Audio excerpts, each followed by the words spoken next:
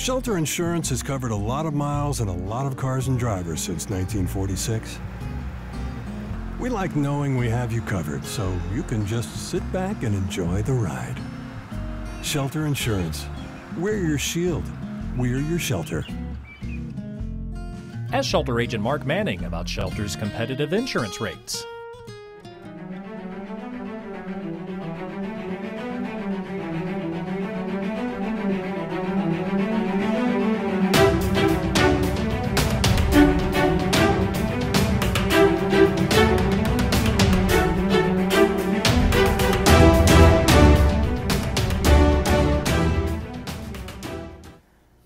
Coach Don Harrison, and the Coach Don Harrison Show is brought to you each and every month by Subway and Walmart Supercenter. And we again thank the Sampsons for allowing us to come over and visit with you, Coach. And it's always a pleasure to get to see the athletic director and head football coach of Newport Greyhounds. Absolutely. Good to be here. Hey, got a couple of big announcements. If you're watching, of course, this has already happened because National Signing Day has come and gone in the month of February, and that's when colleges can offer scholarships to kids, and you've got a couple of announcements to make about some of our Greyhounds. Yeah, two of our young men are signed, and Kyron Stafford is going to go to OBU.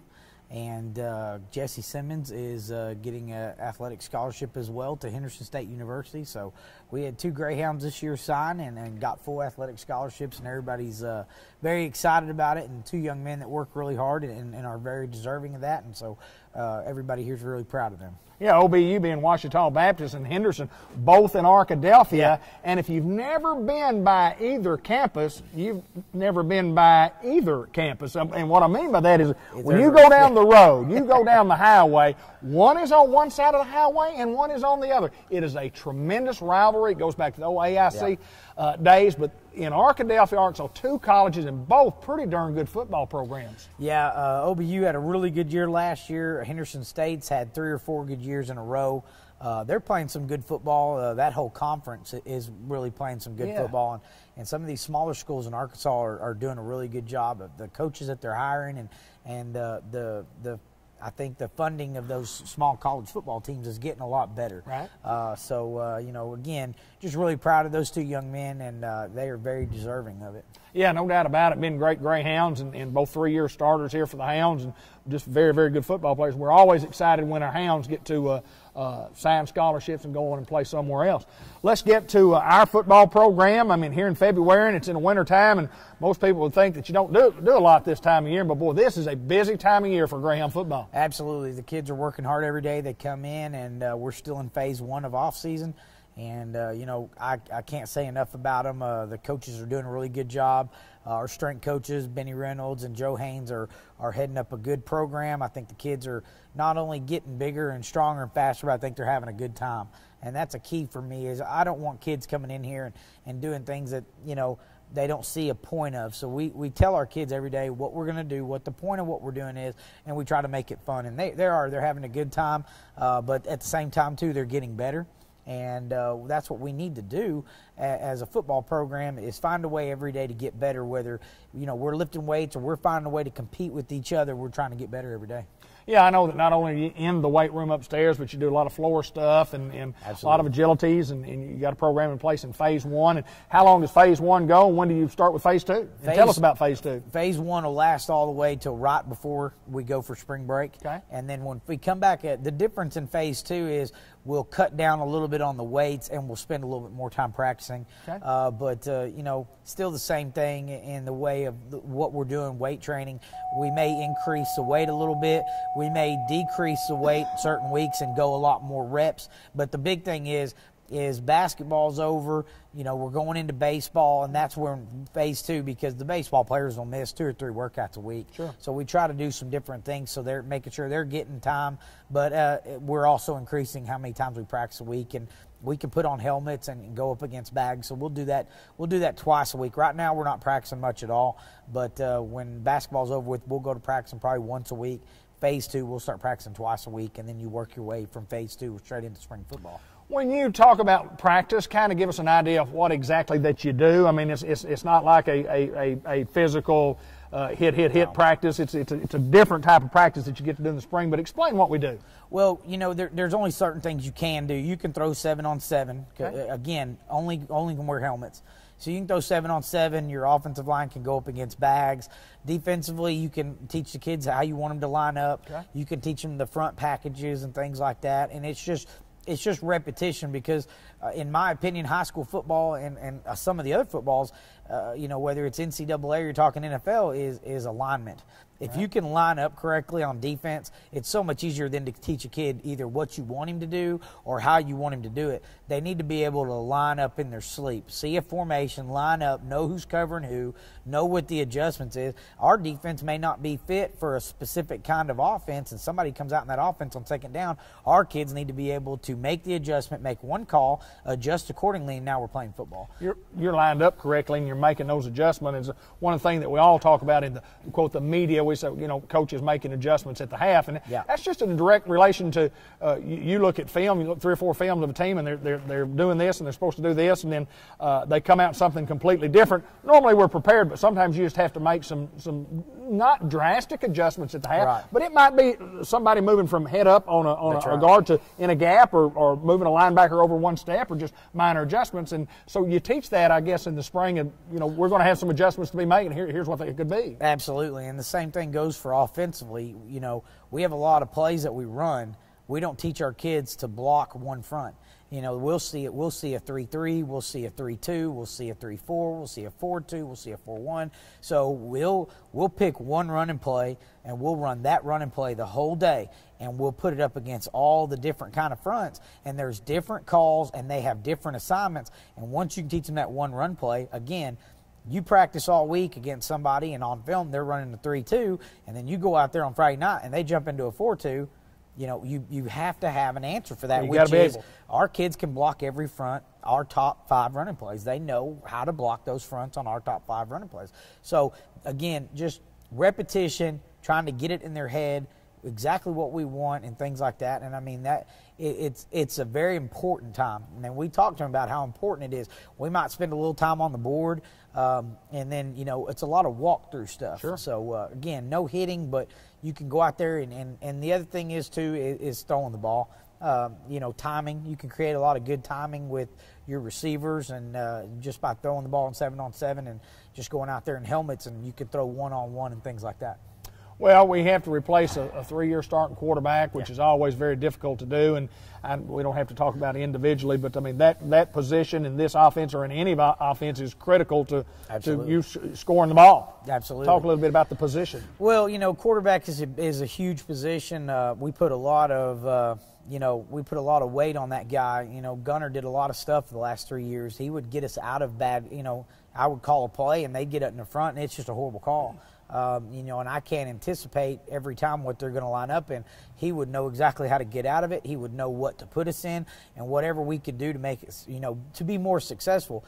And that's the kind of stuff that he did. He knew the offense in and out. He knew exactly what I wanted to do. He knew adjustments we could make. He would come off the field and tell me they're trying to do this. All we need to do is make this slight adjustment. Things are going to get better. But that's a huge thing that we're going to have to really work on this year, is the development of the quarterback and getting him on the same page. And it might not be the same page that Gunner was always on, but close to the same page with me, absolutely.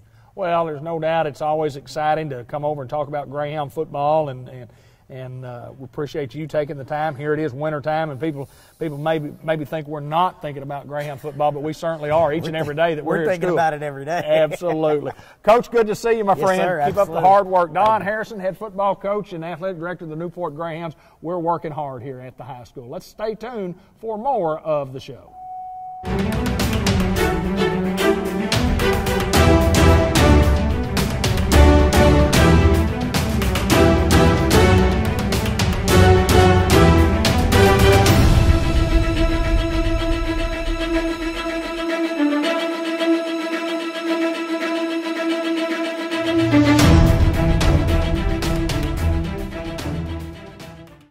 What a great pleasure it is to be in Searcy at White County Medical Center to visit with Mr. Ray Montgomery, who is the president and CEO of the corporation. And what does that have to do with us in Jackson County? Ray Montgomery, we're going to let you talk to us about it today. Nice to meet you. Good to meet you, my friend. White County Medical Center, the organization that has acquired Harris Hospital. Mr. Montgomery, tell us a little bit about you. Tell us a little bit about how long you've been here and how long you've been in the hospital business. Well, I've been in healthcare for probably now well over 40 years. Wow. I have been fortunate to work at White County Medical Center for going on now 27 years. 26 years here, 4 of those as assistant administrator, and then the rest of the time as president and CEO. Well, big news that was, everywhere in our county the last several months about the acquisition, and a lot of people had to, there's questions to be answered, and the day that we filmed was the actual announcement of the acquisition. Tell us a little bit about you guys, what you're going to do for Jackson County, how much you're going to make it better for us. We've had a good hospital for years, and let me tell you what, the folks at our hospital are excited, I mean really excited, on just the cusp of the good things that we think are happening. Let me start out by saying healthcare is changing, yes, as we know, and we think it's changing for the better, but there's a lot of challenges for us. We're trying to move from a fee-for-service, a lot of questions about quality versus value. So we're looking at really providing a improved value proposition to our local communities.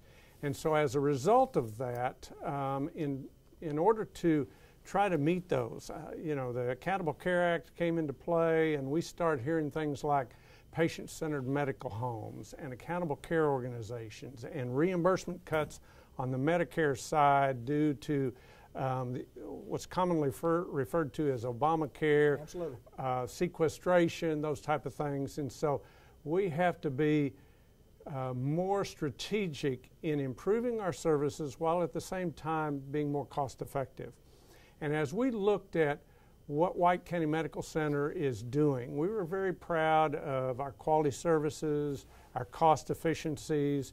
Where are we going in terms of providing services to our community? We're titled White County Medical Center, but we're more than just a county hospital. We're serving about 6 counties in our region. We think because of the expansion needs and the demands for population health, we're moving into maybe an area of about a 10-county area. And in looking at that, we tried to analyze where are the opportunities, where are the needs, where can we help, where can we partner.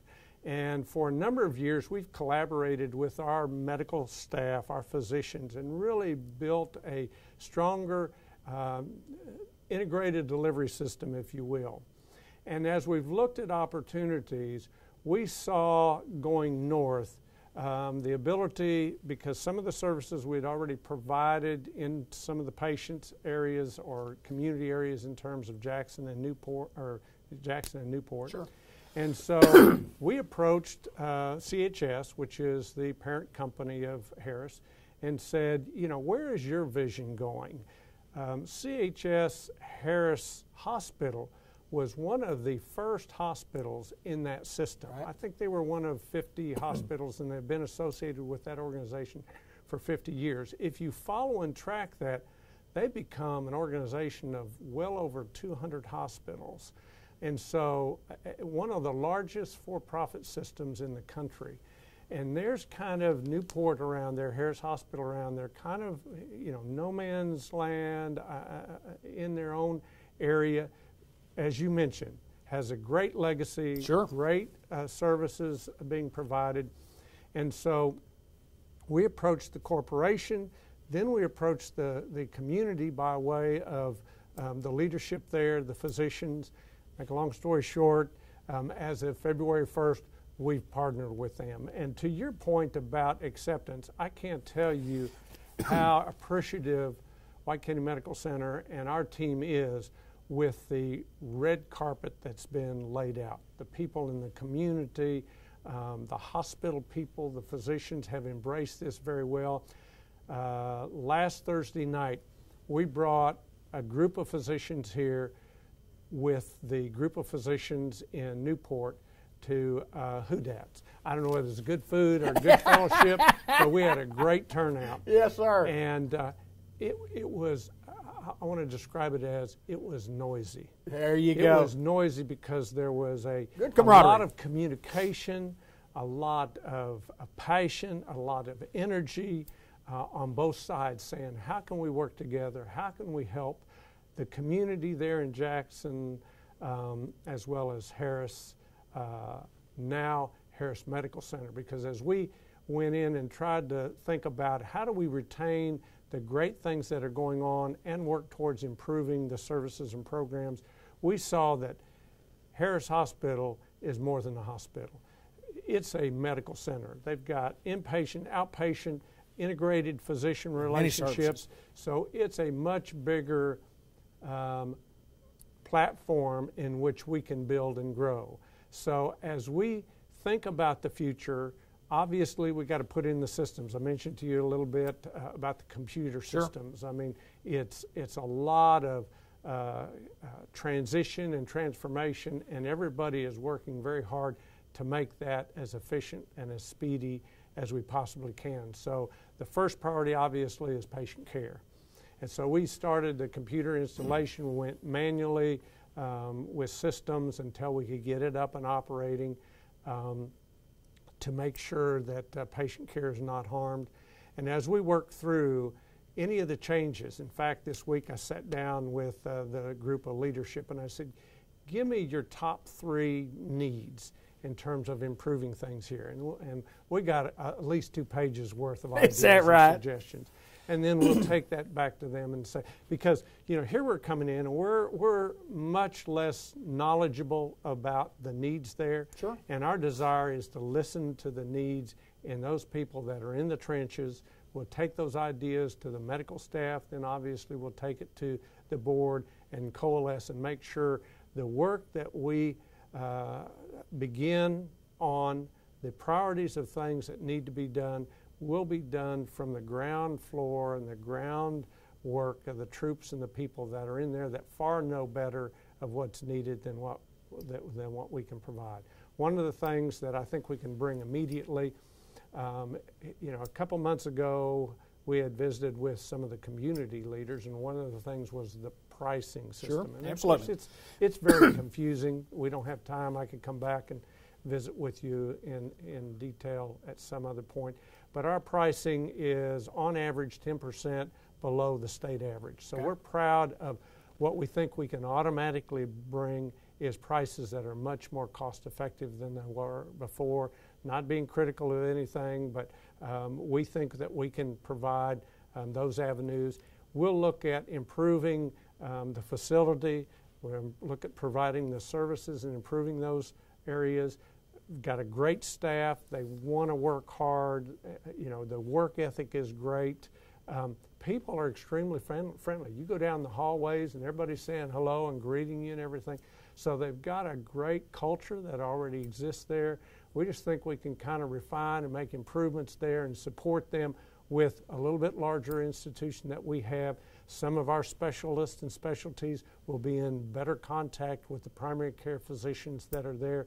So it really is an exciting time, and we think there's some strengths that already exist there that we can learn from, sure, as well as strengths that we have that we can partner and share with them as well. I think anytime that you get 2 organizations together and you have an acquisition of one, and then the first thing that people in the county would think is, oh my goodness, this may not be good, or what's going to happen to my job. But I think now, after a couple of months of having some unknown, I think the folks in Jackson County as a whole are tremendously excited about the direction that the local hospital is going. One of the things that I heard just in visiting with people is what's going to happen to our hospital. Sure. And I think we hopefully resolve that question very clearly. We believe that you need a hospital, and the community wants a hospital. So we're going to do everything to build the services and expand those services there, to retain the hospital services, the outpatient capabilities, the physician complement that is critical to taking care of patients, there's a strong outmigration that has existed for a number of years. And our goal is to strengthen what is there to retain that outmigration locally. Obviously, there's some services that are not provided in that community. Our hope is that they will refer to us for those services that we can provide. There are things that we can't even do, and it'll need to go to different locations. But we believe in our analysis that there is a great opportunity to be able to strengthen and build and retain a lot more services that are currently going out. And then with those services that we can provide, that's the partnership that we're looking to develop.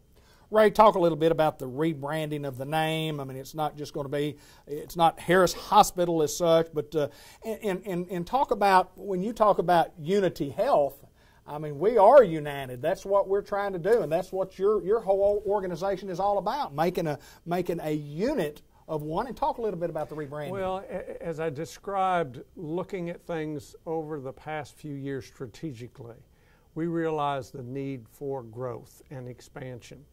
And so with that, we had some focus groups that our marketing team put together, not only within our family of associates, physicians, auxiliary members, board, but also our community and the communities that we serve. And we invited them together. And we had these focus groups, and we bounced off different ideas and thoughts. And certainly there is a long-standing history and tradition in names. People are proud of Harris Hospital and the name. People are proud of White County Medical Center and the name. And so anytime you think about maybe rebranding or re-identification of names, the bristle gets up on people, and they're very cautious and very protective about that. As we thought about the potential need for a future growth, then it started, if you do these type of things, then here's some of the names or identities that probably make sense. And to your point about Unity Health, we want to focus on health and well-being. We don't want to focus on sickness and need for medical care. Part of this change in health care and the strategies is let's keep people healthy and out of hospitals and taken care of as most cost-effective as we possibly can. And then at the appropriate time, you need those services. But what surfaced to the top was unity. What surfaced to the top was health. It's important to keep these things simple and easy to remember, and so Unity Health came to mind. Then as the opportunity evolved, where we kind of shelved that, put it in storage, got it prepared, then as we saw the opportunities, we've expanded into Claiborne County and Heber Springs, and we've expanded into Jackson County and Newport. We tried to keep and retain as much as possible the White County Medical Center name for our hospital, Harris Hospital / now Harris Medical Center, and then brand all of us together, because if we came in and said White County Medical Center Newport, that a little bit not Jackson County flow off your tongue very well.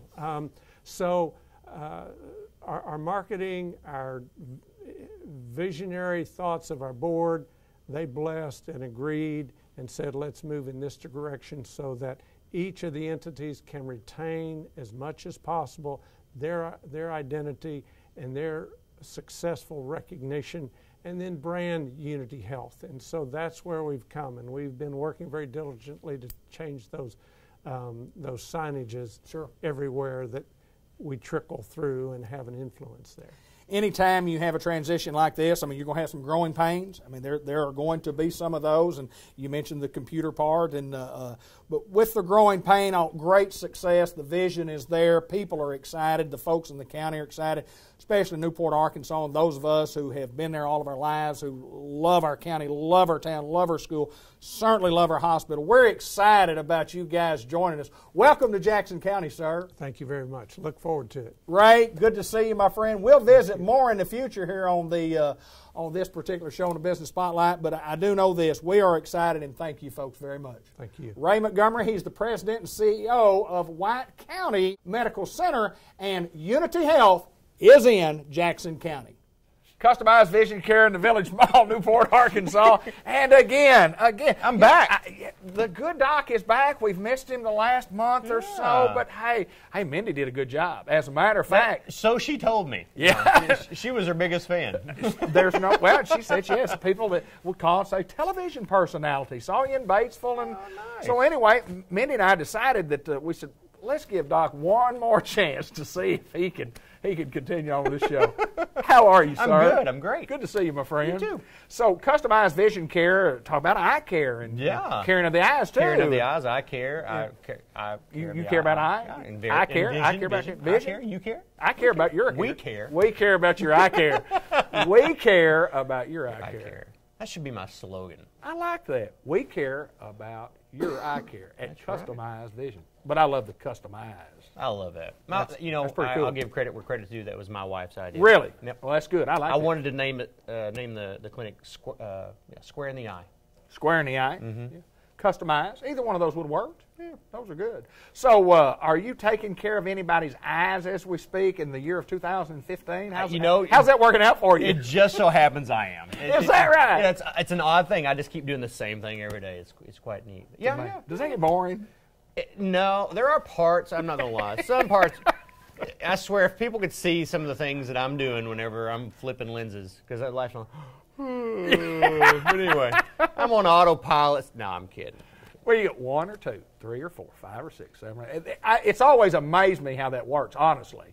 Well, because it gets down to where, and you guys are so professional. You say, okay, now one of them's a little bit better, and you have to do it about 6 or 7 times. Right. And I say, I can't tell any difference, and you go, good, you're not supposed to. Yeah. You were trying to trick me. No, well, here's the thing, though. The numbers we pick for that is totally arbitrary. Absolutely. I'd be 1, 2, A, B. 78 and 3. Which one alpha, omega. Yeah. You pick it. It doesn't matter. But I've had people call me the next day. Doc, just think about that exam I had yesterday. I'm really torn. I really think 7 was better than 8. Yes, the 7 was a lot better than 8. Well, I'm glad I wrote all that down. Yes, sir. Yes, sir. Yeah, it's just a difference. Here's a slide and here's a slide. You're just going to name them something. Exactly. Yeah. Exactly. Yeah, you could have said Mo and Joe. Which one you like better? Mo and Curly. Yeah, Curly could. Not Mo and Shep. No. Not a big Shep fan. No, I never was either. It just didn't fit. Curly Joe. Yeah.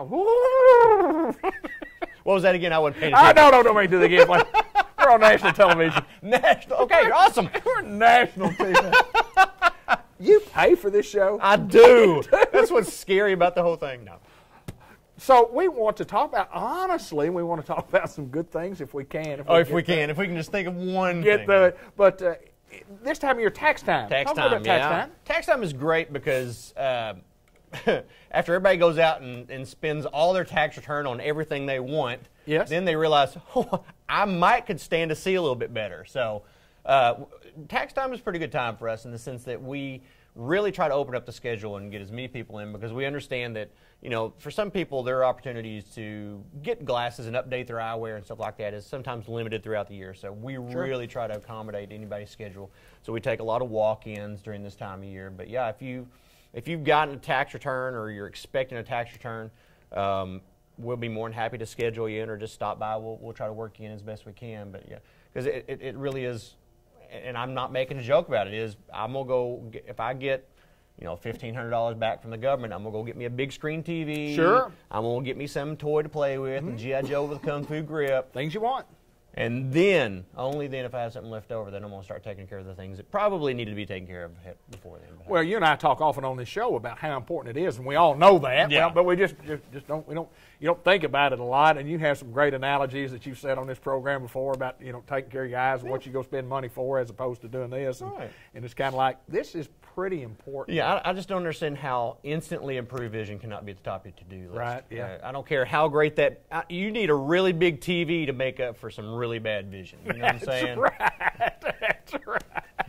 So if you got money to get the big TV, get you the might be able to biggest see it. one. Yeah, you can see it now. You want to, if your TV's not big enough where you can't see it from your neighbor's sofa, then you probably need to just put that money aside for something else, maybe some new glasses. Right. If you got some new glasses to see better, maybe you didn't have to get that big TV. And it doesn't have to be glasses. If you want to get something else, go ahead. But we recommend. We recommend glasses. Yeah, spend your money on something you need. I like for that. A change. And you were talking about an account, or some type of spending account. An HSA, or flex Tell me spending, about health that. savings account. You know, a lot of those will roll over at the beginning of the year, but there are some that roll over 1st of March. Okay. So if you have a health spending account or a flex spending account for your health care and all that stuff, please keep in mind that does cover for eye exams, eyewear, even sunglasses. If you got some money left over in your spending account that you're going to lose, because it's one of those things where you use it or you lose it. Okay. Come in, we'll be happy to help you spend it. I Absolutely, guess, sure. One thing, but Well, you mentioned sunglasses. We had a real good show with Mindy last month about sunglasses, but we can go ahead and hit on that again.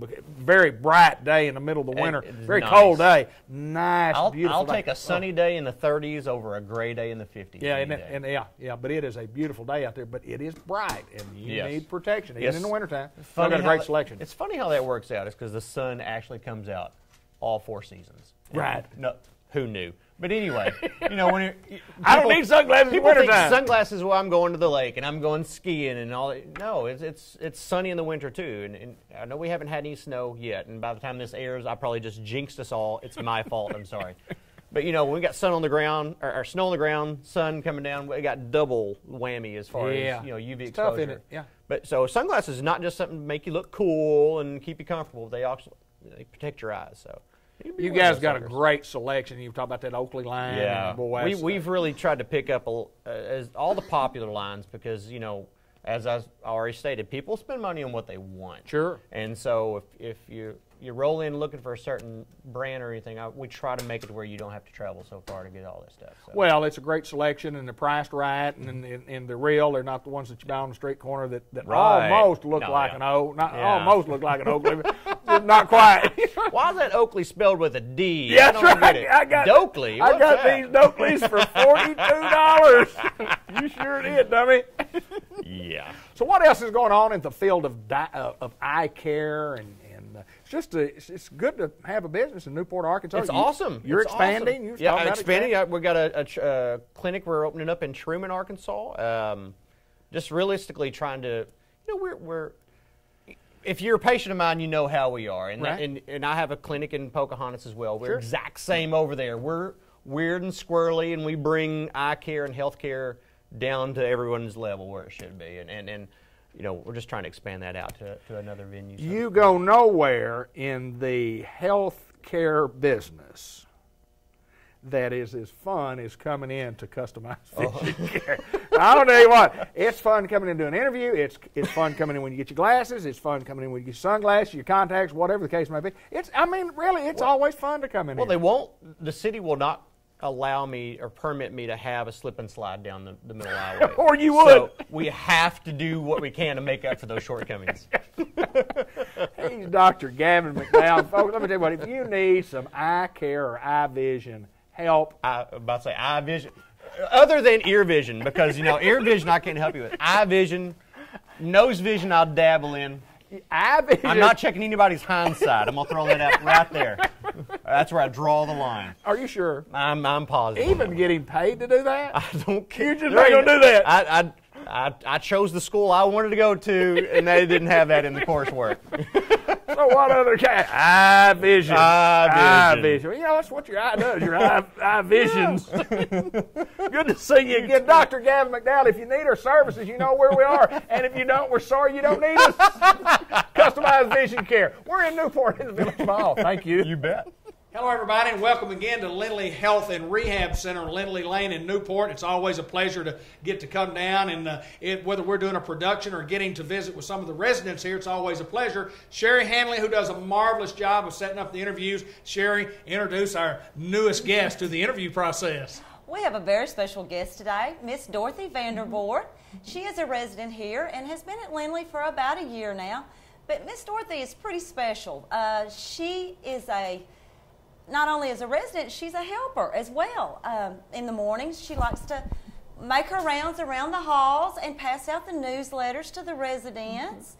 And she's a very avid reader, and she reads to the residents a lot. And not only does she do that, she is the reigning queen. She is Miss Lindley. She won the beauty pageant. I understand why. Yes, Well, we'll visit Miss Dorothy. Welcome to the program. Thank and tell us a little bit about you. And you say you're Newport girl, a graduate of Newport High School. Tell us a little bit about yourself. Well, I was in the first grade in 1950. Okay. I was 6 years old in July of that year, and I came on up and graduated from high school in 1962. Okay. And I've enjoyed life very much.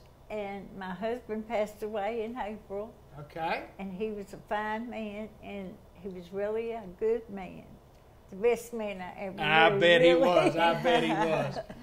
And go ahead and tell me a little bit about being here at Lindley and some of the things that you do and how well you enjoy it. I love it here. I'm so happy. There's many people here that works here in the kitchen and the office, and everybody's so good to us. I just think everybody should love this place, because I do. And I can't stay at home anymore. I have heart arrhythmia, and I take blood thinners, and I have 2 doctors. I have a cardiologist, Dr. I can't think of his name. Well, that's okay.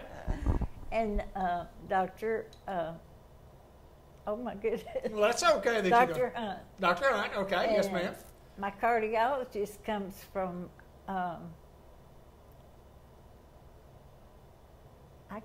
He comes from out of town, but he doesn't work here in Newport. But he does. Does he come here? Does he come works at Harris. Okay, good and deal. He's from Germany. Oh, really? He's from Or from Africa, maybe. From Africa. Dr. Mortati. Yes. Oh, Dr. Mortati, I love him. He's a great. wonderful Yes, doctor. He yes. is. And I used to be a World Bible School teacher. Yes, I went ma'am. to church at Church of Christ on Holden. Yes, ma'am. I lived a half a block away, and he has had teachers from Right. World Bible School too. Is that right? Yes, ma'am. Yes, ma'am. Tell me a little bit about the reading part. What you enjoy about reading, and who all are you reading to? Well, I'm reading to Mrs. Mary Ann Lee. Miss Mary Ward. And I've read some to the lady that, Ashley was in her room. Yeah. Yeah, so I guess you get quite an enjoyment out of getting to share some of your talents by reading to residents, do you I not? do. When I was a young woman, I just dreamed that someday I'd be able to read to somebody. Really? I really did. And I getting really to. did. And God gave me that opportunity, and I love it. Tell me a little bit about the newsletter and what you do with the newsletter. Okay, well, they print up the newsletter in the morning, and they give, sometimes I have 2 days that I have to pass out. Like Saturday I pass out 2 days, Sure. and every holiday I pass out maybe 2 days. Yeah. You do? 4 times. Oh, is that right? So you're pretty busy. They keep you busy here, and also, and Sherry was telling me about how busy you keep the other residents and just what a job you do. And from a social standpoint, she says you are a go-getter. She is. I love to have something to do. Miss Dorothy stays very active, very busy. She loves to interact with the other residents, as well as all of us. We enjoy her company. They're so good to us. It's just a pleasure to be around her. She always has a smile on her face when you meet her in the halls. And like I said, she's very active. She's going around the building and just being very, very active with everyone. I like to talk to people. She does. I'm a people person. Yes, ma'am. She is a people person, and she's loves activities. She loves the activities here. She loves the parties, and we have a big party planned for next month, don't we? February 17th, 2 o'clock. we are going to have a Mardi Gras party. We're going to bring New Orleans to Lindley. Tell us a little bit more about that. People are invited? People are invited. All the family and friends are invited. It's going to be at 2 o'clock. We're going to have a big Mardi Gras party. We're going to have refreshments. We're going to have food, music, and it's going to be a fun time. Mm-hmm. And not only will it be fun, and just in case you can't make it out to this particular day, old Ben Black and Cable 15 Production Company will be here to capture all the excitement that we'll be playing back in the month of March.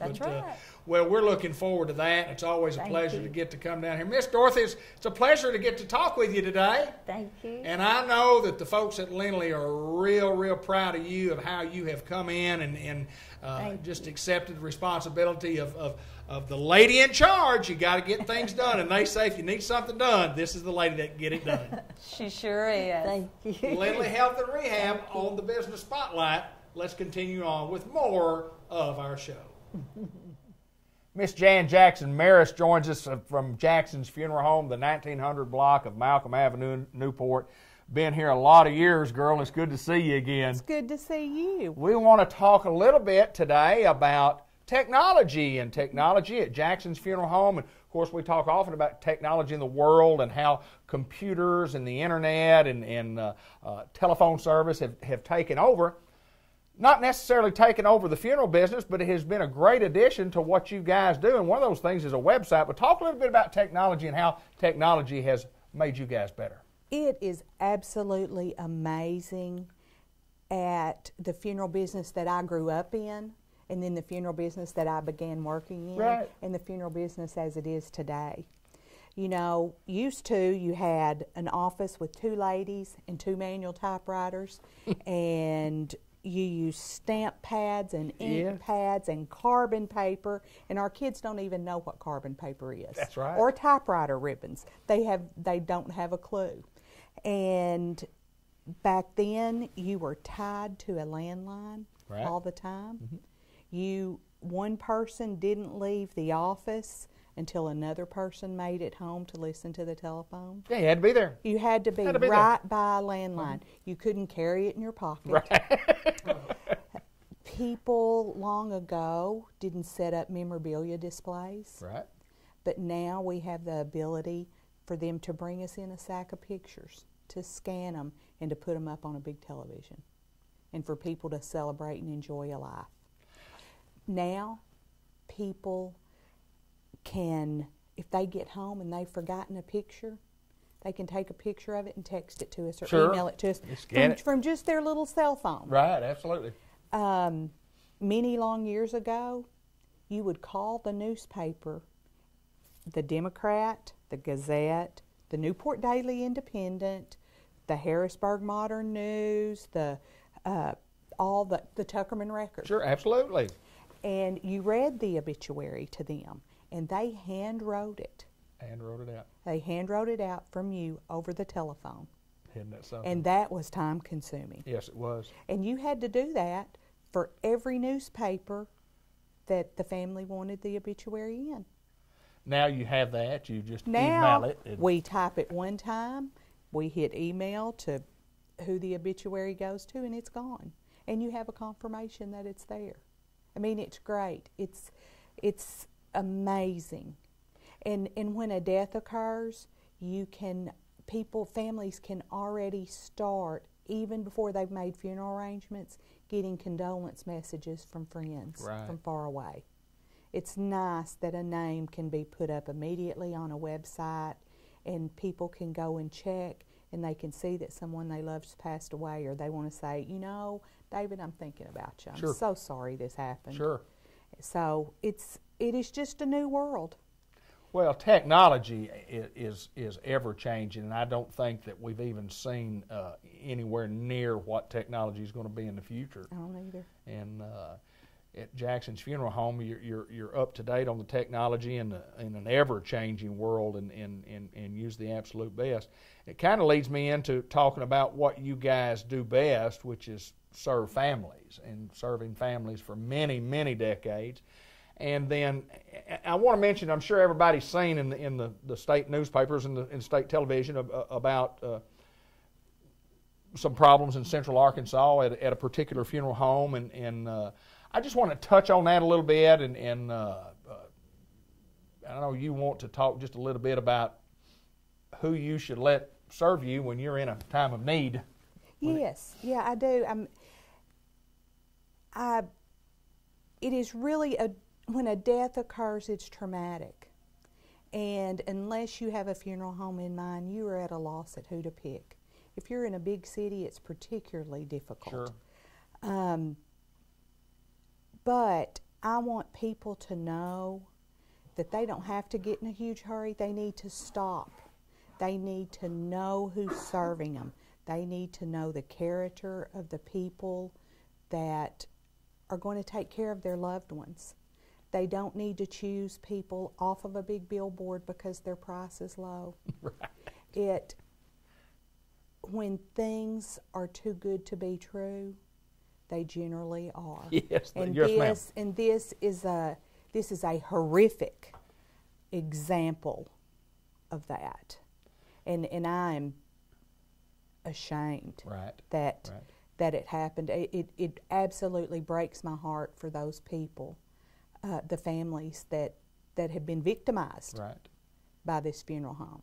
Well, and for those people that don't know, it's just a total disregard for human remains, for families, for people that for their loved ones, and how the bodies were treated and how they were stored, and it's a body, but it was a human life. It's a person, and you can't do what they did.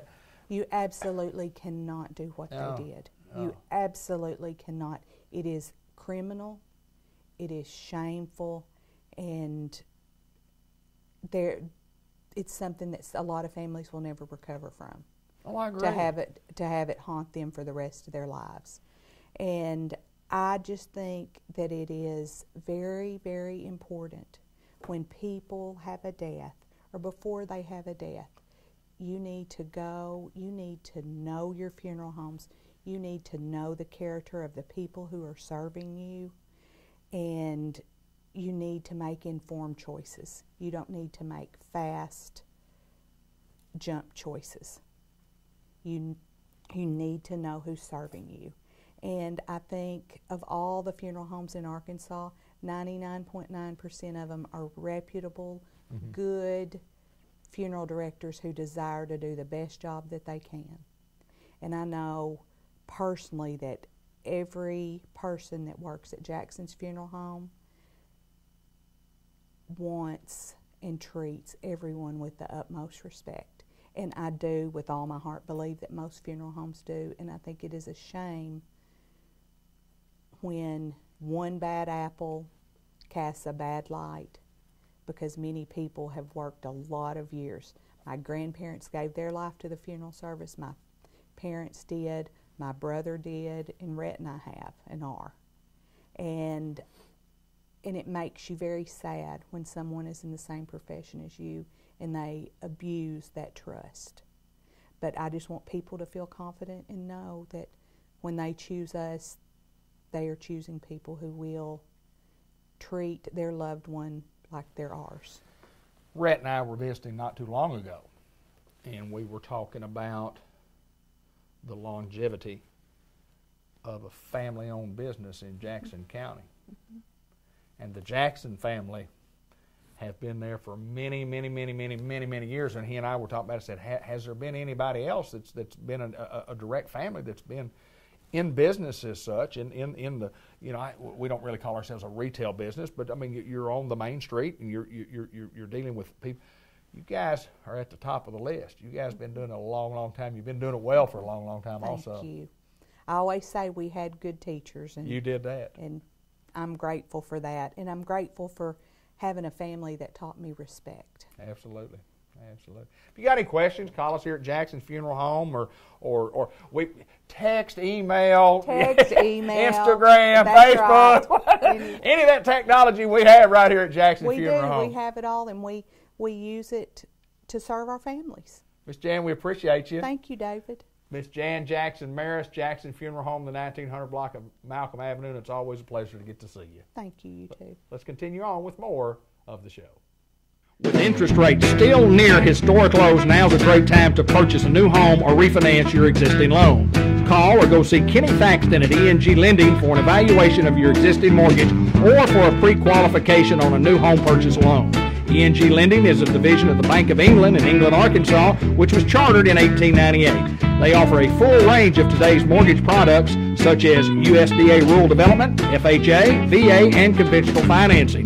They offer 100% financing to qualified borrowers.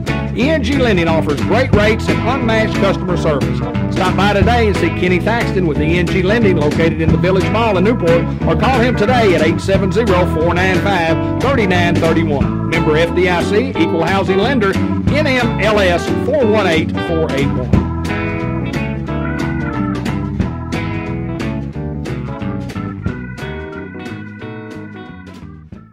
Hi, everybody. This is Bud Black. Let's talk sports here on Cable 15 TV and Cable15TV.com.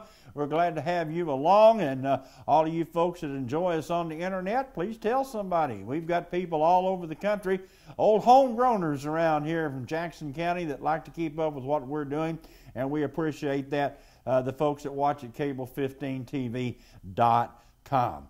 Well, you saw it. It was not a Super Bowl, and still, even a month later, a lot of people are talking, and we'll be talking about, well, years later, they'll be talking about this one. It was a Super Bowl. It was a great football game. As a matter of fact, it was a dichotomy because it may have been the best Super Bowl and maybe the best professional football game ever, with the dumbest, most atrocious call in the history of all of football. You don't see it in the Little League, you don't see it in the junior high, you don't see it in the senior high ranks or the college or the pros. You are 30 inches away from another championship. All that stands in front of you in another Super Bowl championship and a tremendous comeback and a place in history is a little anthill over there called the New England defense. You've got the best bulldozer in all of football named Marshawn Lynch, okay? Does he get the ball? No, we're going to run him out on a little pattern out in the flat and don't even throw him the ball. You throw the cotton-picking ball and get it intercepted at the half-yard line or whatever. Nuts. Crazy. Listen, Pete Carroll's a great football coach, and the Seattle Seahawks are a great football team.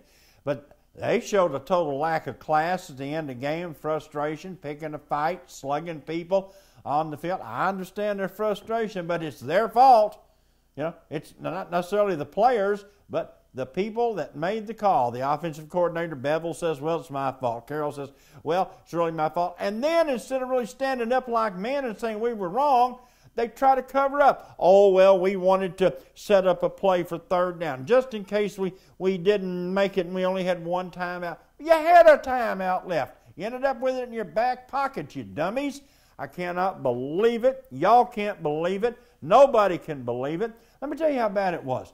Even the television announcers were saying, and rightfully so, hey, they need to hurry up and let them score, because it's obvious they're going to score by giving the ball to Lynch. Let them score so Brady will have a little time left to try to get the Patriots back down into field goal range to set up a field goal to tie the game, send it to overtime. Everybody had conceded the touchdown, except the Seattle Seahawks coaching staff. Oh, yeah, Pete Carroll's going to end up in the Hall of Fame, no doubt. And he may win 25 Super Bowls the rest of his career. But I'm telling you, they'll always look back at this one and say, yeah, but remember what happened 25 years ago. The worst call in the history of football, and the Seattle Seahawks have to sit there and watch the New England Patriots be crowned. And now, instead of a Seahawk dynasty, it is indeed a Patriot dynasty, based not only on the great play of the Patriots, which Brady was sensational, but on what you'll always remember, and all the pundits will always remember, as the worst call ever in the history of football. I'm Bud Black. Thanks for watching. Thanks for listening. We appreciate it. So long for now. Tara Salinas, Merchants and Planners Bank, joins us here on the Business Spotlight as she does most each and every month. M&P Bank, downtown Newport, our hometown bank. And Tara, we're filming at the end of January, and looking back, we had a pretty good year at Merchants and Planners Bank. We certainly did. We had a wonderful year. Could not ask for anything better.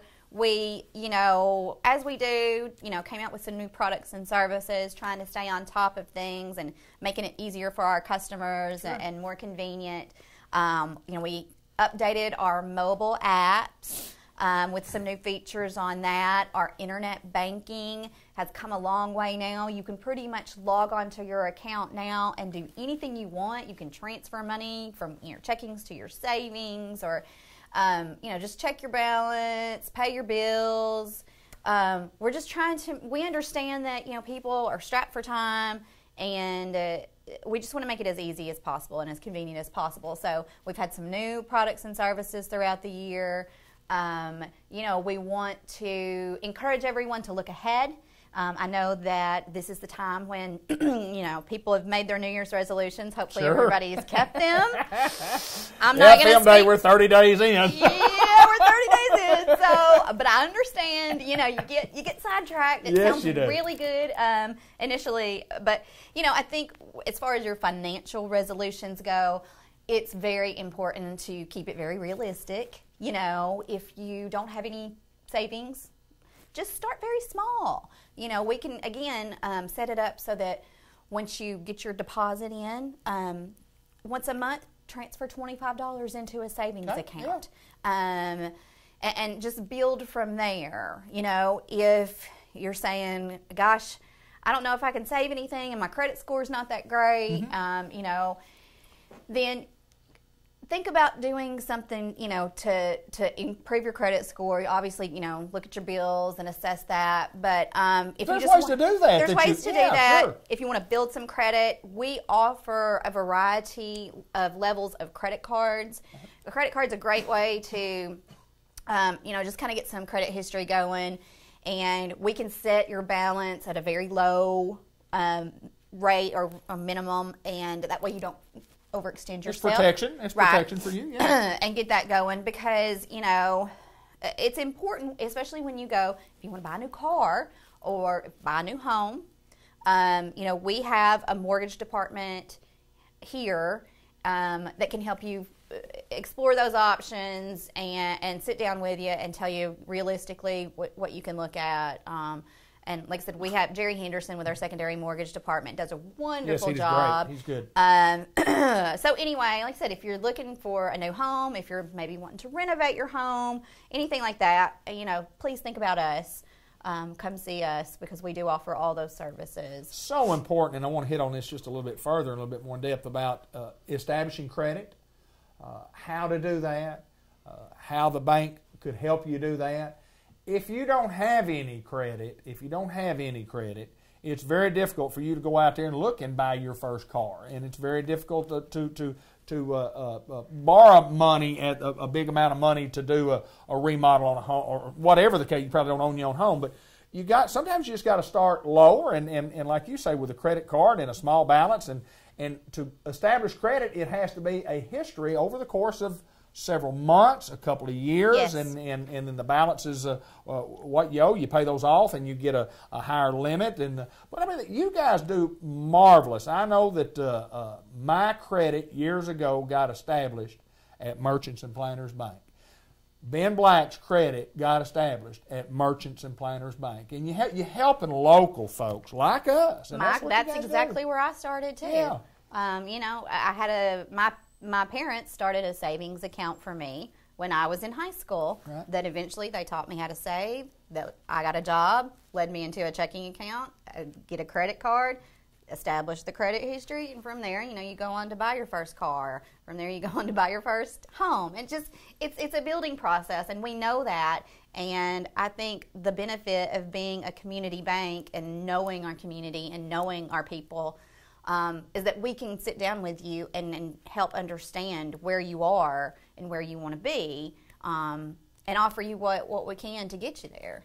So important when you establish credit, that I would pass along to any young person that may be watching or listening. And not only do you need to establish credit, But you need to pay, and you need to pay on time. Don't ever be late. So important not to be late. I take pride in my credit rating. I have talked to my kids about that, to Ben and Grant both, about, not only can you establish it, but you got to pay. Don't ever be late. If you're not ever late, you don't have to worry about getting any credit for the rest of your life. And that's what we preach here too. And we understand that sometimes people are a day or two late, and you can overcome that once or twice, but don't do it habitually. And if it's 90 days or past, now if it's 30, 60, 90 days, you're in trouble. In serious trouble. Right. So take care of your credit. And again, learn the hard way. But I don't want people to learn the hard way. We want them to do it the easy way.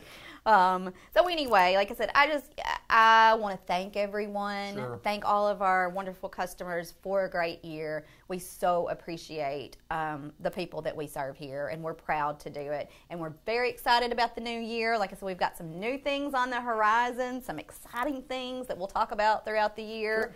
And just thank you to everyone. She is Tara Salinas, and she is the lady with all the information at Merchants Planters Bank. Good to see you, my friend. You too. Thank you. Let's continue on with more of the Business Spotlight. This guy is Tommy Bain. I am not. I'm David Black. And each and every month when we come to Farmers Tire Mart, we get to visit with Tommy Bain to talk about what's going on in the world of tires. Sir, we're amongst them. We're amongst them. We have tires. We got tires. We got a lot of tires. We got Firestone tires, Federal tires, and some Black Bear tires. What do we do with all these tires? We put them on vehicles. Y'all do a lot of putting tires on vehicles throughout the course of the year. I know this past year was a great year for Farmers Tire Mart. Yes. Talk a little bit about your past year. We've been extremely busy for the past year, and thankful for it. We probably our biggest year thus far. Right. And we'll soon start 25 years. Yeah. And so here in this business, and I think that 2014 is probably the cream of the crop. Fantastic. And we're thankful to all our customers. That come in and chose to buy from us. We hope that we've done a satisfactory job on servicing those customers. So, and we want them to come back. And I tell you, all you folks that buys tires from us, you get free rotation with those tires. Absolutely. Every 6,000 miles. So keep that in mind, and we do other vehicle maintenance as well. It's cold weather. Mm-hmm. Cold today when we film. It's going to be cold tonight. Yeah. We're filming on the day that tonight it's supposed to be 9 degrees. 9 degrees. Didn't mean to interrupt, but I wanted to let everybody know how cold it is out there tonight. But that's cold. It is very cold. But we do service cooling systems, the antifreeze, and it's very important to have it oil changed and get fresh oil in when it's getting cold like this, because oil that's broken down doesn't have the body to lubricate those moving parts in the internal engine. So it's very important to get those engines serviced, and along with cold weather, we get rain and what have you, and snow and some slush and some ice from time to time. Yeah. Absolutely, and those times of snow and ice and a lot of rain and windshield wipers working back and forth constantly is wear and tear on the wiper blades. Sure. So those need to be replaced periodically, so come on down. Let us check those things and give your car the attention that it needs. I like when you talk about the windshield wiper blades, because I, like everybody else, we're those people that go out there that when you turn them on and it's raining is when you remember that you need some new wire. And once it's not raining, you don't remember that. So it's just something that you need to put on your list of things to do on car maintenance, is go ahead and get them changed, because you're going to get out there and you're going, and I do it, and it's 10 times before I ever get them changed. Yeah. I just forget. I mean, once I don't need them, if you don't need them, they're out of sight, out of mind, and you don't do that. Absolutely. Tommy, 25 years in the business. Talk about some of the things that make you guys successful. I mean, any business. You're in a service business here. You're in a tire service, automobile service. Okay.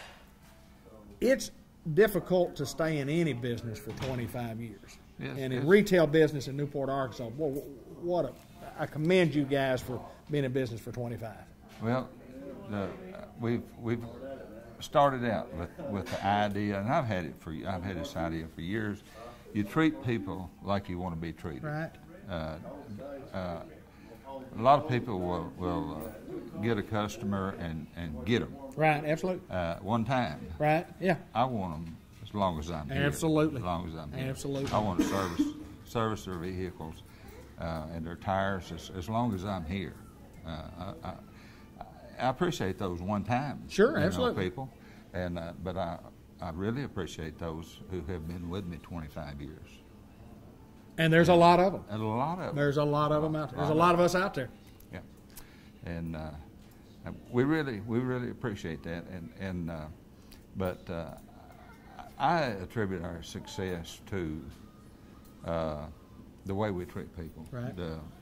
Our service personnel back in the back, they go extra mile to make sure that it's done right, and so we have repeat business, and that's what it takes. You know, when the guys, and Bruce and all the guys, and I know my experience has always been that, you know, they let you know what your problem is, let you know about, you know, how much money it's going to cost to get it fixed. Then after they do that, I mean, you never add anything extra on there. I mean, if there's something else that needs to be done, you always call them to let us know. Absolutely. You know, that here's what we discovered while we were looking at the problem that we knew we had, and this is, you know, any extra that you want to spend. And no pressure to do that. If you want to get that done here, you get it done here. If you don't want to, that's okay. But personal service, no doubt, has been a key that kept people coming back year after year after year. After year, and we're thankful. Absolutely. For that. Absolutely. And we're going to continue to do that. We may have some folks walk out the door on us, you know, but happens, doesn't it? It happens. It happens. But we're going to continue to treat people like we want to be treated. We've been here on Malcolm Avenue a long time, haven't we? We have. Continuing to service folks in Northeast Arkansas, and we appreciate your business, my friend, and hope 2015 is as good as all the years that you've had, especially 2014. Tommy Bain at Farmers Tire Mart. Before we get out of here, remember it's www.farmerstiremart.com. We're on Facebook at facebook.com/Farmers Tire Mart. So you can get us on Facebook and you can get it on the website too. But Farmers Tire Mart, where? 1501 Malcolm Avenue, where the rubber meets the road. White River Area Agency on Aging in Batesville and throughout northeast and north central Arkansas.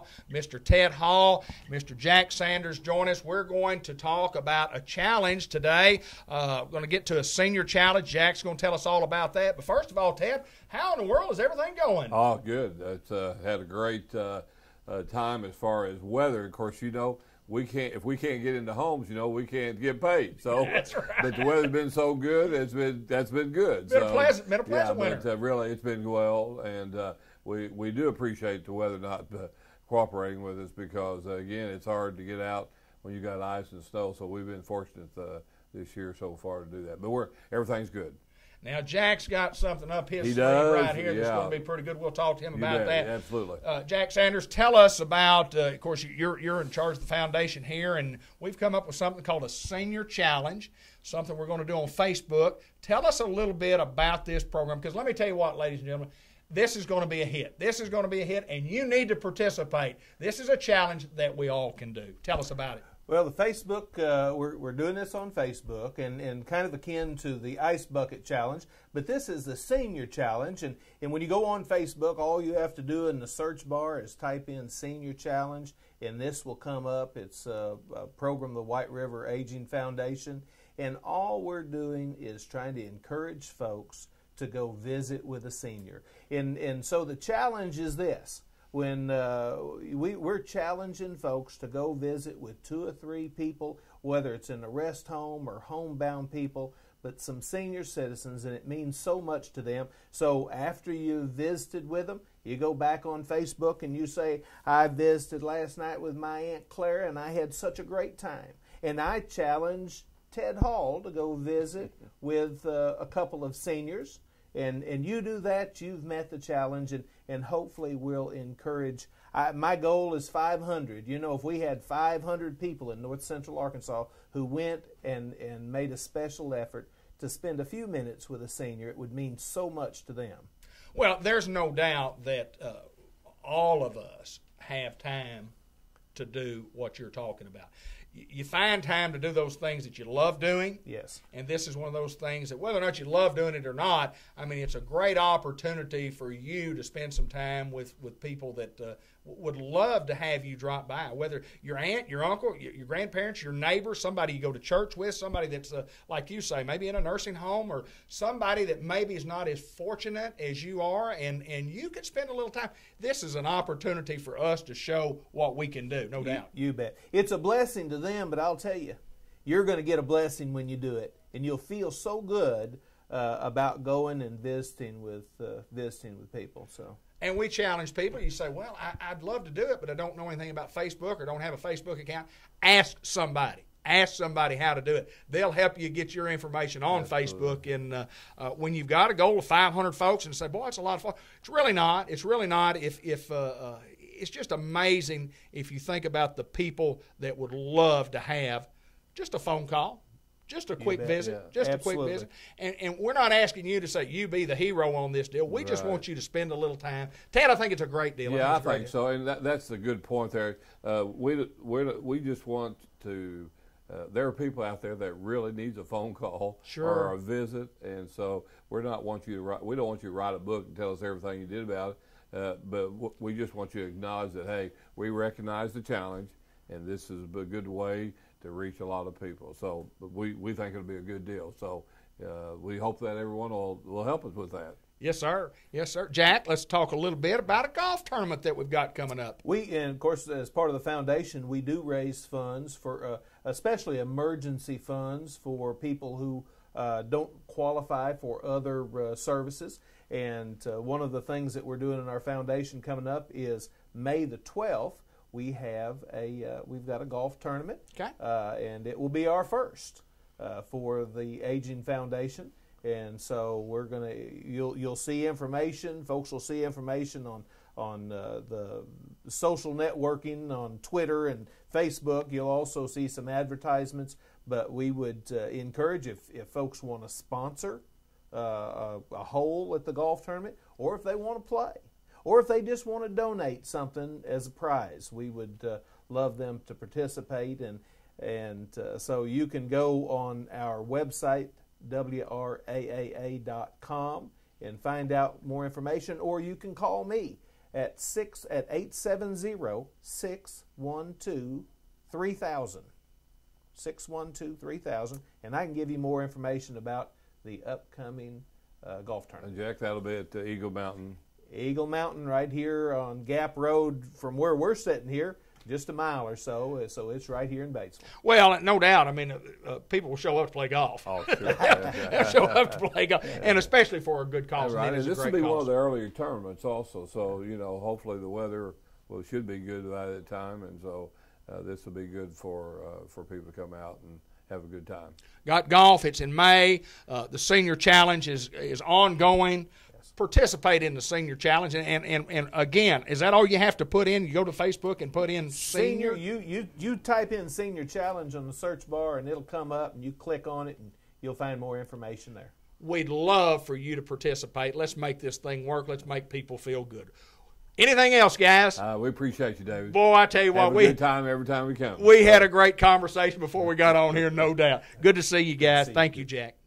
John Chadwell, NEDC. Good to see you, my friend. Good to see you. Always a pleasure to walk in the door and see the smiling faces of everybody at the Newport Chamber, the NEDC, and the offices in downtown Newport, and a vibrant group, and the Clinton School workers here again today as we came, steadily working on the project. And just mention that project again. We didn't say that we were going to talk about that, but mention what these folks are doing. Well, the students from the Clinton School, this is the third team we've had, and this group is working on creating a database of everybody who's graduated from a high school or college in Jackson County.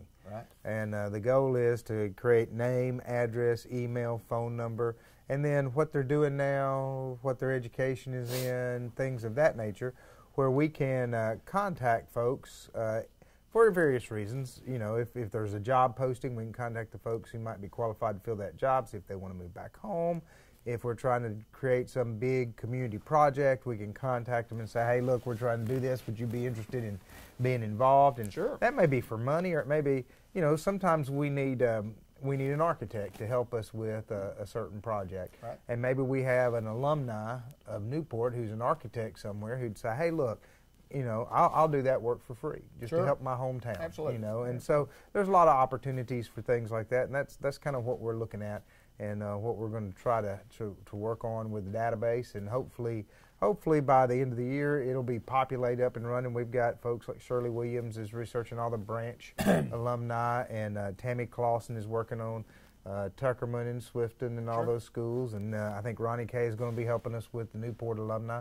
But then they're going to also be interviewing some local folks and asking them, you know, if you're on this database, how often would you be willing to get an email? Right. You know, or how often would you be, and what kind of things would you want them to email, so that and they're going to design a policy of how we use the database, how we keep the information private, what we send to people, how often we send it, because we don't want to be a pain to folks. We don't want them to be bothered by it, but we do want them to know what's going on in their hometown, and we're hoping that probably not this year, but maybe next year, by the end of every year, we'll be at a point where we can print up a nice little, here's what's happened in your hometown, and just mail it to everybody that's ever graduated from one of the schools here, and they can just see. Well, it's good to have a database to work with, and know these people that want to be involved, and these guys are doing a good job of putting it together, no doubt.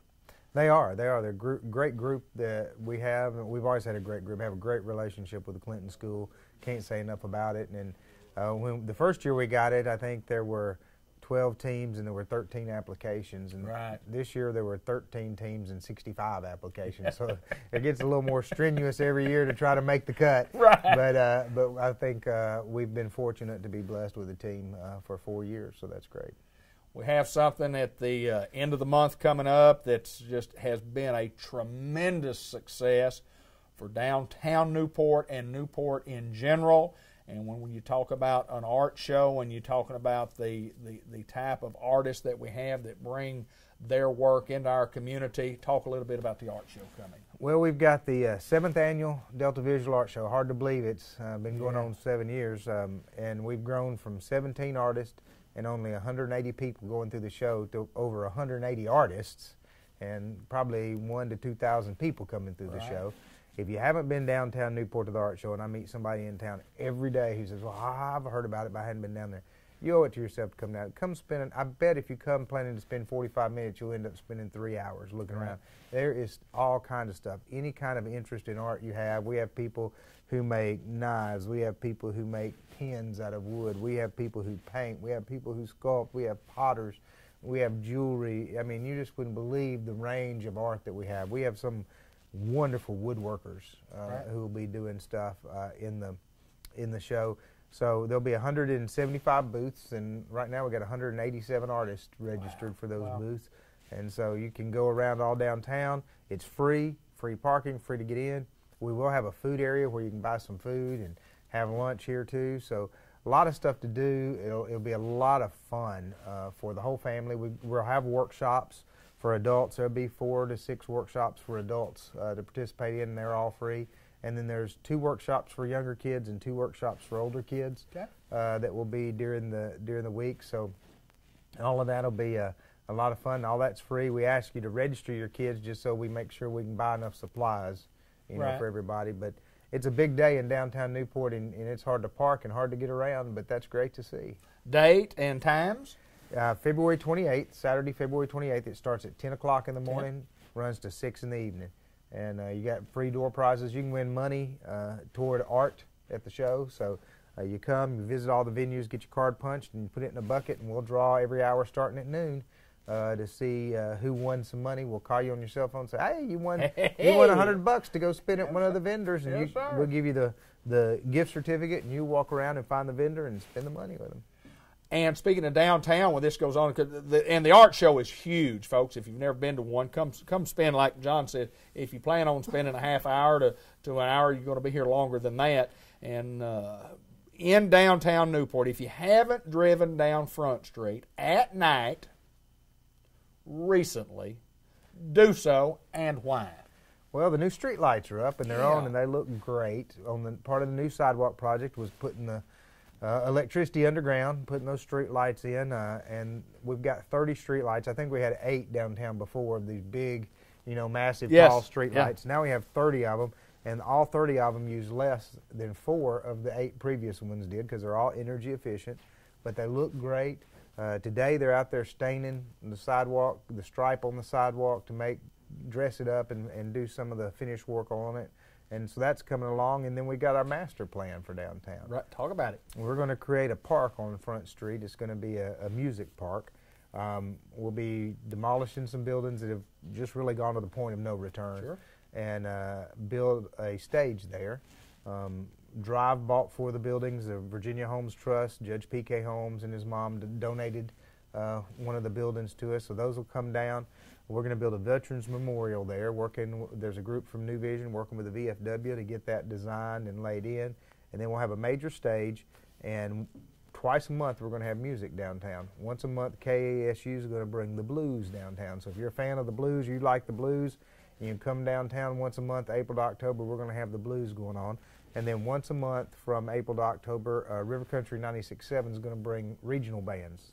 Bands from within a 60, 70-mile radius of Newport are going to be coming in and playing, and it'll be entertaining. And then if we raise the money to get the equipment, which we think we can, we're looking to raise about $16,000. So if you got your checkbook, you want to write a check for $16,000, just come on down. Yeah, let us know.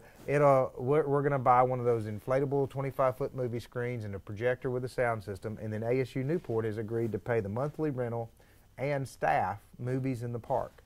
Once a month from April to October, and it'll be family movies. So you can bring your family down in a blanket or lawn chairs or something and prop up and watch a movie, and it'll be a lot of fun. But sometimes people say there's nothing to do in Newport, and there's already a lot to do in Newport.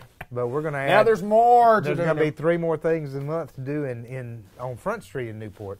Right now the buildings are being salvaged. Hopefully by the 1st of February they'll begin to come down, and you'll see that happen. We're going to start the music in the park regardless of whether we have our stage built by April or not, because ASU Newport has a portable stage that they've agreed to bring in and let us use. So we're looking forward to starting that and having people come downtown and enjoy Front Street again. Hey, well, there's no doubt you got to have a plan. You got to have somebody to help implement the plan. Then you got to have people that support the implementation of the plan, which means we need you to come support it. That's right. It'll all be free. It'll all be fun. There'll be opportunities to buy food and stuff downtown at the different events. So you just make a night of it, like movies in the park. Bring your whole family, buy some popcorn, buy some sodas, kick back in a lawn chair, watch a movie, and have fun. It'll be a lot of good times in downtown Newport. It won't be the shopping like it used to be, but downtown Newport will be crowded again. It'll be active again, and it'll be a lot of fun. For all of us who haven't told you and Julie and y'all staff enough, thank y'all so much for what you do for Newport, Arkansas. Well, thank you. We appreciate being able to let folks know, and without the support of everybody, it wouldn't happen. John Chadwell, NEDC, downtown Newport. Don't forget about the art show on the 28th. Hello everyone, and welcome to the February edition of the Jackson County Farm Report. I'm Randy Kopechka with this month's report. As February gets here, it's time to start thinking about more field work as far as farming goes.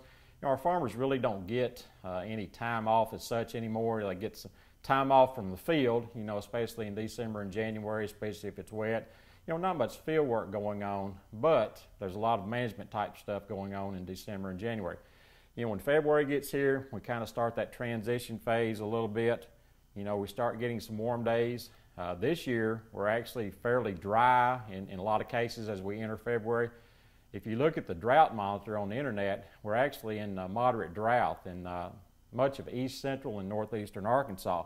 So it's really quite a bit drier than we normally would see at this time of year. So that could be conducive, if it keeps that up, to getting some early field work done this time of year as well. Probably the big things we look at right now would be wheat fertilization and also wheat weed control. Another thing you might be looking at as well is burn down herbicide applications. First, as far as wheat fertilization, we're talking mainly about one nutrient there, and that is nitrogen. We like to get some of that nitrogen out in February. Maybe not all of it, but some of it needs to be applied sometime in the month of February.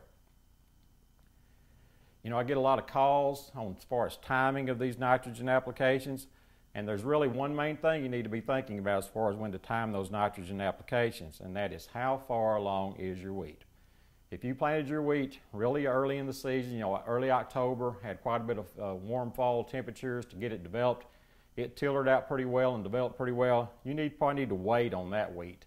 Really wait till about mid to late February to fertilize that wheat. If you jump the gun on that wheat, you're really opening yourself up to possible freeze injury. If we would have a late freeze like we have in early April before, we found that wheat that was fertilized too early and has developed too much, that wheat has developed too much, is more prone to freeze injury. So, try to avoid that. But on the other hand, if your wheat was planted late, right before the cold weather hit and it has not developed well, it's not tillered well, you need to get some fertilizer out on that wheat as quickly as you can, maybe stimulate some tillering, get some growth going on that wheat. So that's going to be the keys to when you apply that fertilizer on your wheat. As far as rates, 120 units is our total nitrogen recommendation for our wheat. And in most cases, that could vary a little bit depending on fields and things like that. But 120 units, generally I prefer to have that applied in 2 applications, with the first, that timing in February that we just discussed, and the second, before that wheat goes into the reproductive stage, or about the time it does. We call that joint movement. When that joint starts moving, that's when you need to get that second application out there. So that's kind of the rules of thumb on when you apply this fertilizer. I get a lot of calls on whether to put the urease inhibitor agritane out there to prevent loss of this nitrogen in the form of urea. So, it's kind of up in the air a little bit. With rice, we automatically put agritane out there because it's so warm and can be wet at that time of the year.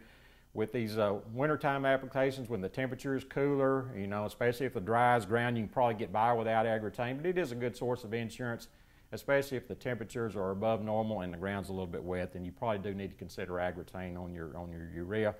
As far as other elements, sulfur on sandy soils can be very important. So 20 units of sulfur. You can either put that in with your first nitrogen application if you want to do it that way, or maybe you could split it about half into both applications. Again, this is very important, especially on our sandy soils. Also, phosphorus could be needed. If your wheat is kind of purple looking, and doesn't green up with warmer weather, then you probably need to think about a phosphorus application as well. As far as weed control, 3 things we need to be looking at: either ryegrass or wild garlic or your broadleaf weeds. With ryegrass, if you haven't got that controlled already, probably your only option really is axial, and we're already starting to see some resistance to axial. We've got a lot of resistance to our other post-emerge applications. So an axial application, as soon as you can get that done, preferably on a warm day, hope your ryegrass isn't resistant and you can get good suppression or control of that ryegrass. Do that as quickly as you can, again, as temperatures allow.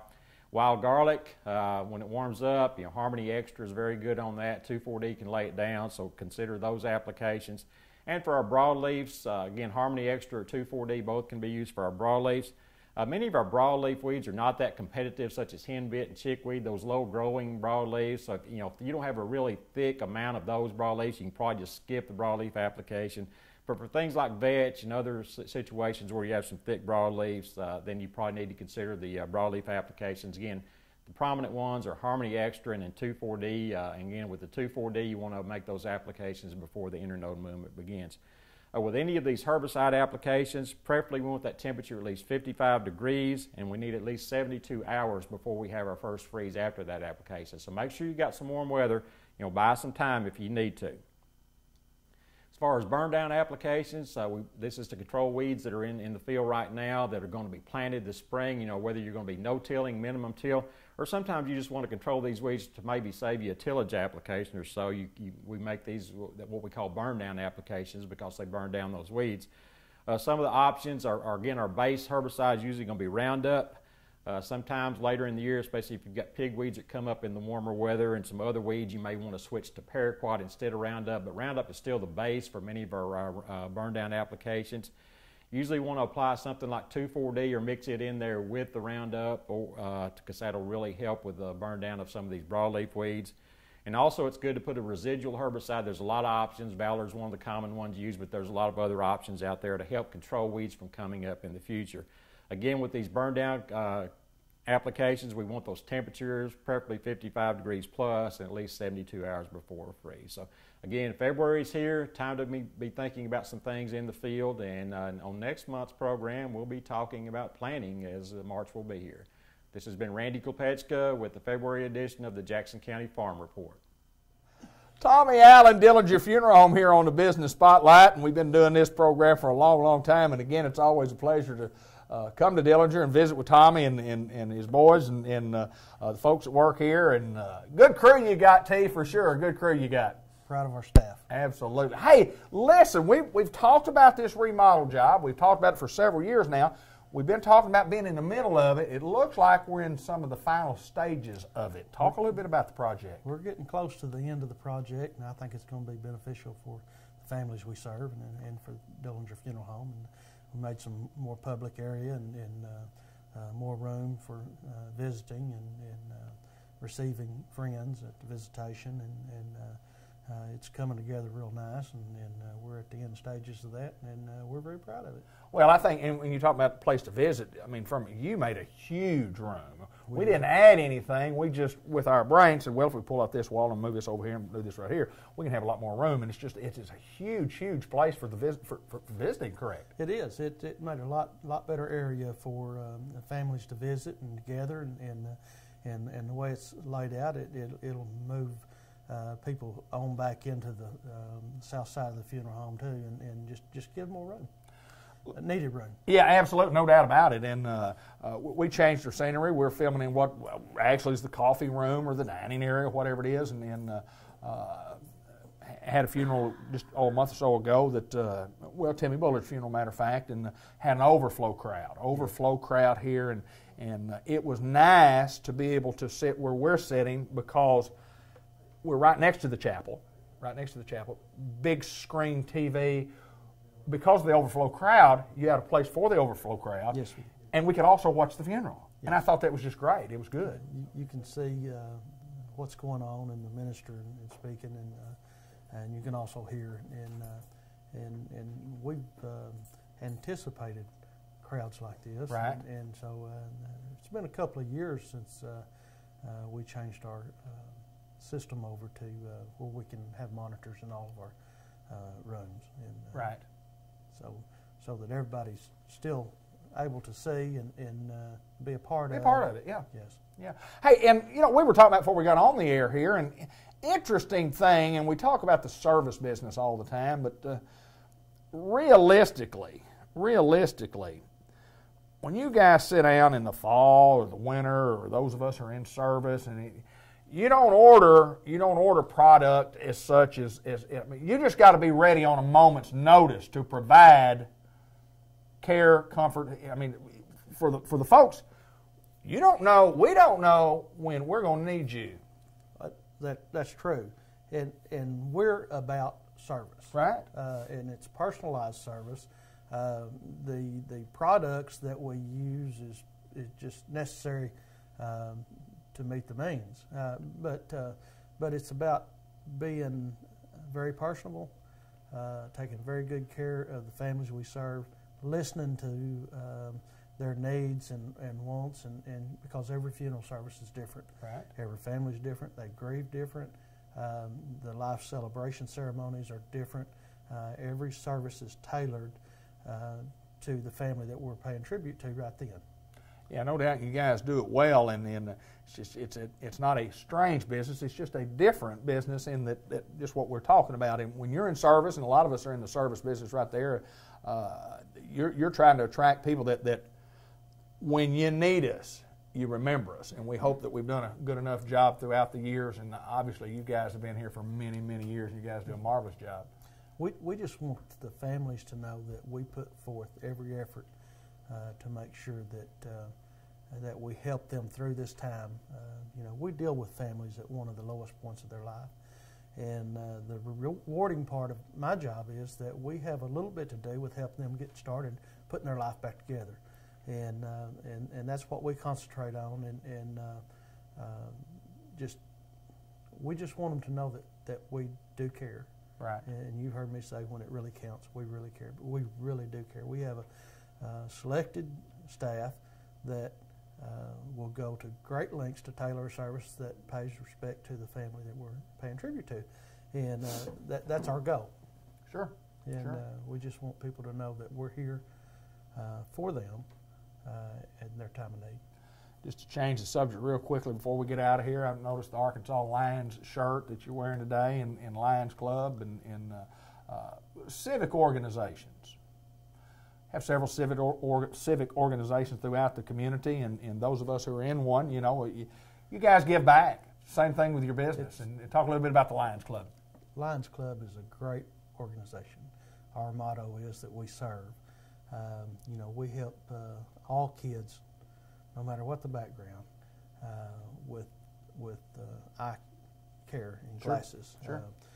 We help adults that are on very limited income to help them with eyeglasses, and then we just give back to the community and with our scholarship and with our donations to the school and to different things that throughout the year that we donate to, and it's just great to be a Lion. Absolutely, it is. Absolutely. T, it's good to see you, buddy. Good to see you as always. Enjoy coming out and visit with you, and we get to visit at least once a month for a program, and then if you ever need anything funeral service-wise, you can count on the Dillinger Funeral Home, no doubt. Tommy Allen, thank you, my friend. Thank you, Mr. Black. We're at St. Michael's Place in Newport, and it's an honor and a pleasure to get to be out here and introduce you to Kenesha Wren, who has an enormous job responsibility here at St. Michael's we'll get to. First of all, Kenesha, tell us a little bit about you and tell us a little bit about growing up in Newport, Arkansas. Well, David, I born and raised here in Newport. Right. I graduated from Newport High School in class of 2004. Okay. When you graduated, what did you do after graduation, after graduation? I came straight to the healthcare. Why healthcare? Tell us about Kenesha and being in healthcare. You had a little influence from the top, I think. Oh, yeah, Tell us about your influence. Well, my mother's been a nurse for 30 years now, and, you know, I always grew up wanting to be a nurse. So the closest thing to a nurse for me is being a CNA. And what is a CNA? What exactly is that? What does a CNA do? Well, we're aides. Okay. We help the nurses. Okay. We take care of residents here, and you know we do a little bit of all of it. And you have a real large responsibility of what you do here. Talk a little bit about, first of all, just tell us what all you do and what all your responsibilities are here. Well, I'm transportation for St. Michael's. I take them places. We go as far as Little Rock, Memphis, Searcy, Batesville, Jonesboro, all the surrounding areas. I take them to their appointments, and if I don't have any appointments, I come in and help on the floor, and I foul, and I help out with activities, you know. Okay. Do a little bit of it all. So you're busy then. Oh, yeah. You're busy. Oh, yeah. In the normal course of a day, I mean, just like today, when you come in, do you know where you're going to be going, or how does that work? How does your each day work out? Yes, I know exactly what I'll be doing when I come in. I set the appointments for the residents, actually. Okay. So if they need to go to a doctor's office, they'll come to me, and I'll make them an appointment, and, you know, I take them to their appointments, and if, like I said, if we don't have any appointments that day, I'll come in and help out on the floor and, you know, help out with Lisa, any filing she needs to be done, and I just go from there. Tell us about how long you've been doing this, how long you've been here at St. Michael's. Well, at St. Michael's, I've been here on and off for 5 years. Oh, okay, great, yeah. On and off for 5 years, so. And then been in the healthcare business at least that long, At least obviously? 10 years. At least 10 years, Oh, yes. wow, girl. Yes, wow. I graduated in 2004. Like I said, I came straight to healthcare, you know. Let me ask you this, and not to put you on the spot or anything like that, but what's important out here to you? What do you enjoy the most about this my job. Yeah, what my do you enjoy? residents. Yeah. I love it. My residents. They're the reason we're here. So yes, it's definitely the residents. And I guess you get close to some. Oh you yes. get close to all of them from time Oh to time. yes, we're here with them every day. So you tend to fall in love with every one of them. Yeah, and obviously St. Michael's has spent literally millions of dollars, and the last several years to upgrade the facility. The facility's nicer than it's ever been before. Oh yes. Obviously, you enjoy working here. I love it. I love it. I love everything about my job.